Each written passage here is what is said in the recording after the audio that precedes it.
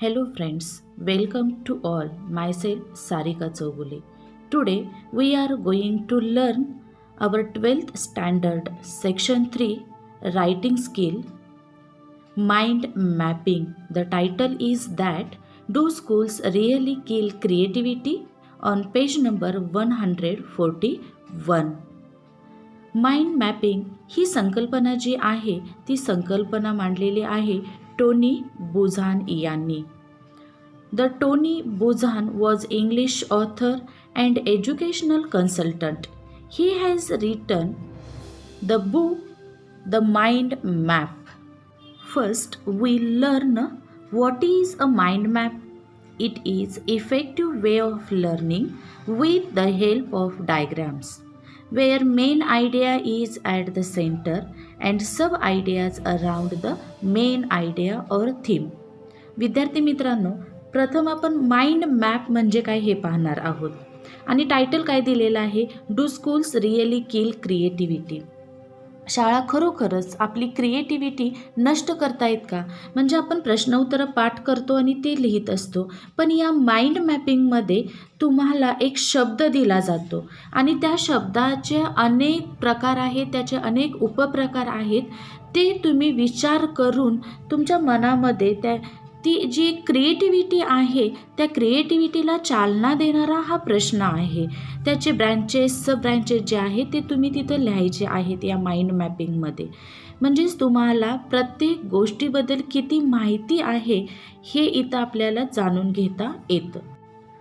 विद्यार्थी मित्रांनो, आता प्रश्न पडला असेल की या माइंड मॅपिंगचा उपयोग काय, कशासाठी आता हा अभ्यासक्रमामध्ये माइंड मॅप हा क्वेश्चन तुम्हाला दिलेला आहे, काय त्याचा यूज आहे हे आधी आपण पाहूया. Attractive presentation 1 point. Second, understand complex concepts and in study to save time. हे 3 पॉईंट्स इथं दिलेले आहेत. आता तर काही तुम्ही कुठं प्रेझेंटेशन करणार नाही, पण भविष्यामध्ये ज्यावेळेला तुम्ही प्रेझेंटेशन कराल त्यावेळेला डायग्रॅम्स तयार करणं, मग त्या डायग्रॅमसाठी जी इन्फॉर्मेशन जी आहे ती डायग्रॅममध्ये तुम्ही लिहिणार आहात. एखादी कन्सेप्ट जी आहे, तुमच्या एखादा विषय तुम्हाला डिफिकल्ट वाटत असेल, बऱ्याच वेळेला तुम्ही रीडिंग त्याचं केलेलं आहे, रीड केल्यानंतर तुम्ही पॉईंट्स काढणार आहात आणि ते डायग्रॅममध्ये ज्यावेळेला तुम्ही काढाल त्यावेळेला ते कायमस्वरूपी तुमच्या लक्षात राहणार आहे. कारण एक्झामला जाताना आपण पूर्ण पुस्तक पूर्ण टॉपिक वाचत बसत नाही, आपण पॉईंट्स वाचतो. मग ते डायग्रॅममध्ये पॉईंट्स असतील तर ते चांगल्या पद्धतीनं आपल्या लक्षात राहणार आहेत.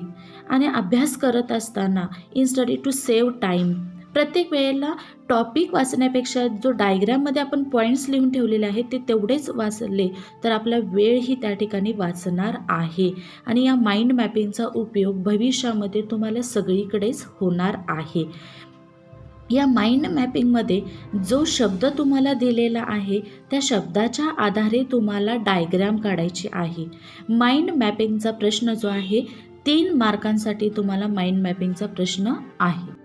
3 मार्कांचं हे डिवायडेशन जे आहे त्याच्यामध्ये covering important points as per the instructions याच्यासाठी 2 मार्क्स आहेत आणि प्रेझेंटेशन कशा पद्धतीनं तुम्ही डायग्राम कशा पद्धतीनं ड्रॉ केलेलं आहे त्याच्यासाठी 1 मार्क दिलेला आहे. आता हे माइंड मॅपिंगचा प्रश्न लिहिण्यासाठी काही रूल्स तुम्ही फॉलो करणं महत्त्वाचं आहे. पहिला रूल जो आहे 1 वर्ड पर ब्रँच, म्हणजे तुम्हाला एक मेन शब्द दिलेला आहे, त्याच्याशी रिलेटेड तुम्ही दुसरा शब्द लिहिला, त्या शब्दाच्या अनेक शाखा असू शकणार आहेत, ब्रँचेस असू शकणार आहेत, मग ते त्या ठिकाणी ब्रँचेस तुम्ही लिहिणं आवश्यक आहे त्या ठिकाणी. दुसरा नियम आहे the length of the branch, म्हणजेच जो वर्ड तुम्ही घेतलेला आहे त्याच्या किती उपशाखा आहेत, सब काइंड्स आहेत, ते तुम्हाला तिथं मांडणं महत्त्वाचं आहे. यूज ऑफ कलर, जर तुम्ही कलर्स वापरले ज्यावेळेला तुम्ही अभ्यास करत असताना डायग्राममध्ये तुम्ही तुमचं त्या टॉपिकचे पॉईंट्स काढलाय, कलरमध्ये लिहिलात तर ते पटकन तुम्हाला ग्रास्प होणार आहे आणि कायमस्वरूपी तुमच्या लक्षामध्ये राहणार आहेत. यूज ऑफ इमेजेस, मग या माइंड मॅपिंगमध्ये तुम्ही वेगवेगळ्या प्रकारचे डायग्रॅम्स काढू शकता, वेगवेगळे इमेजेस आकार तुम्ही शेप्स तिथं यूज करू शकता. क्लॅरिटी ऑफ थॉट्स, मग महत्त्वाचा हा रूल आहे, तुम्ही जे त्या ठिकाणी शब्द तुम्हाला दिलेले आहे त्याच्याशी जे विचार, जे पॉईंट्स तुम्ही मांडलेले आहात त्याबद्दल तुमच्या मनामध्ये त्या विचारांची क्लॅरिटी पाहिजे, स्पष्टता पाहिजे, तरच तो डायग्राम जो आहे तो डायग्राम परिपूर्ण आणि कंप्लीट होणार आहे. आणि 3 मार्कांसाठी तुम्हाला तो प्रश्न जो आहे माइंड मॅपिंगचा क्वेश्चन नंबर न सांगता अनसीन पॅसेज जो आहे, अनसीन पॅसेजमध्ये एला अनसीन पॅसेजवरती 12 मार्कांचे प्रश्न विचारतात, बीमध्ये त्याच अनसीन पॅसेजची समरी असते आणि सीमध्ये तुम्हाला माइंड मॅपिंगचा प्रश्न दिलेला असतो. एक एक्झाम्पल आपण इथं माइंड मॅपिंगचं घ्यायचं आहे. See, you all are studying in 12th standard. Till now, you have studied different languages like Marathi, Hindi, English, and so on. In languages, we do read about literature and its types, genres, and subtypes. Develop a mind mapping frame or design using your own ideas to illustrate on the topic literature and its subtypes. आता हा mind मॅपिंगचा प्रश्न दिलेला आहे. या mind मॅपिंगसाठी तुम्हाला शब्द जो दिलेला आहे लिटरेचर म्हणजे साहित्य आणि त्या साहित्याचे उपप्रकार विचारलेले आहेत. तुम्हाला पॉईंट्स दिले जातात त्या प्रश्नामध्ये. पुढं पॉईंट्स दिलेले आहेत. Tips for mind mapping. काय टिप्स दिलेले आहेत बघा तुम्हाला. फर्स्ट, कनेक्ट युअर थॉट्स और ideas using the title. Second tip आहे, यूज युअर ओन डिझाईन और फॉर्मॅट फॉर ब्रँचिंग. तुम्हाला पाहिजे ती डिझाईन, पाहिजे तो आकार, पाहिजे तो डायग्रॅम चूज करू शकता. तिथं तुम्हाला कुठल्याही प्रकारचं बंधन नाही. Create minimum 2 or 3 main branches and its sub branches including the title. टायटलशी रिलेटेड किमान 2 ते 3 तुम्हाला ब्रँचेस दाखवायचे आहेत, शाखा दाखवायच्या आहेत आणि त्या शाखांचे पुन्हा उपशाखा तुम्हाला तिथं दाखवायच्या आहेत. आता बघा, लिटररी जेनर्स म्हणजे साहित्याचे प्रकार हा मुख्य शब्द आहे. मग या साहित्यामध्ये काय काय येतं? फिक्शन, नॉन फिक्शन, पोएट्री आणि ड्रामा दिलेला आहे इथं. विद्यार्थी मित्रांनो बघा, आता मुख्य शब्द दिला आहे आणि त्याच्या शाखा दिलेल्या आहेत 4 आपल्याला आणि पुन्हा त्या शाखेचे उपप्रकार जे आहेत ते आपल्याला इथं दिलेले आहेत. फिक्शन म्हणजे काय? कल्पित साहित्य, कल्पनेवर आधारित लिहिलेलं साहित्य. मग त्याच्यामध्ये काय काय आहे? नॉव्हल्स, शॉर्ट स्टोरीज, मिथ्स, टेल्स आणि लिजंड्स. कादंबऱ्या, लघुकथा आहेत, दंतकथा आहेत, कथा आहेत आणि लेजेंड्स. या ठिकाणी कल्पित साहित्य हे झालं. म्हणजे उपशाखा आपल्याला तिथं लिहिता आल्या पाहिजेत. तेवढा माइंड मॅपिंगचा डायग्राम आपल्याला मोठा करता आला पाहिजे. म्हणजे पहिला रूल जो आहे त्या शब्दाशी रिलेटेड 1 वर्ड पर ब्रँच.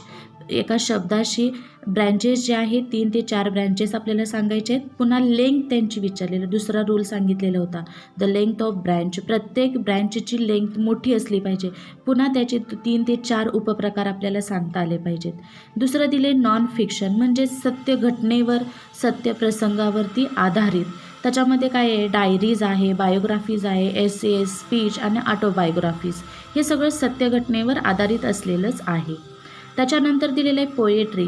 पोएट्री म्हणजेच कविता. मग त्याचे प्रकार दिलेले आहेत. सॉनेट्स म्हणजे सुनीत काव्य, बॅलड्स म्हणजेच पोवाडा, पॅस्टल्स, लिरिक्स, सॉंग्स हे कवितेचे प्रकार सांगितलेले आहेत. पुन्हा ड्रामा, नाटक. मग या नाटकामध्येच काय आहे? कॉमेडी, ट्रॅजेडी, ट्रॅजिक कॉमेडी, फार्स, मेलोड्रामा, पॅन्टोमीम म्हणजेच या ठिकाणी नाटकाचेही प्रकार आहेत.